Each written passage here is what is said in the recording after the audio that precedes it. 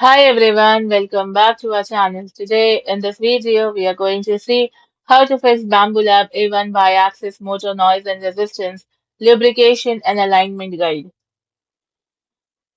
Fix 1. Clean the Y-axis rails. Turn off the printer and unplug it. Now move the head bit slowly by hand and wipe both Y-axis rails with a clean, lint-free cloth. Remove any filament pieces or dirt from the rails and bed path. Fix 2. Lubricate the Y-axis. Apply a thin layer of lubricant recommended by Bambu Lab to both Y-axis rails. Now move the bed back and forth several times to spread the lubricant evenly. Wipe away any excess lubricant.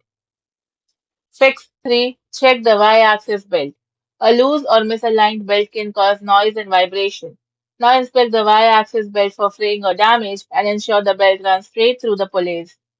Verify the belt has proper tension and is not overly tight or loose. Fix 4. Tighten loose screws. Loose hardware can create rubbing or rattling noises. Now check the Y-axis rail mounting screws and tighten any loose screws carefully without over-tightening. Also inspect the motor mounting screws. Users have reported loose rail screws causing rubbing noises. Fix 5. Check for mechanical resistance. The bed should move smoothly with the printer powered off. Slide the heat bed from front to back. If you feel rough spots, binding, or uneven resistance, inspect the rails, bearings, and pulleys for damage or debris. Fix 6. Inspect the Y-axis motor.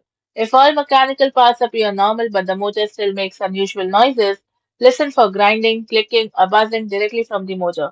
Check that the motor pulley is secure. If resistance continues after cleaning and lubrication, the motor or its bearing may be worn and require replacement. Bambu Lab provides an official Y-axis motor replacement guide. Thanks for watching, and for more such informative videos, do like, share, and subscribe to our channel.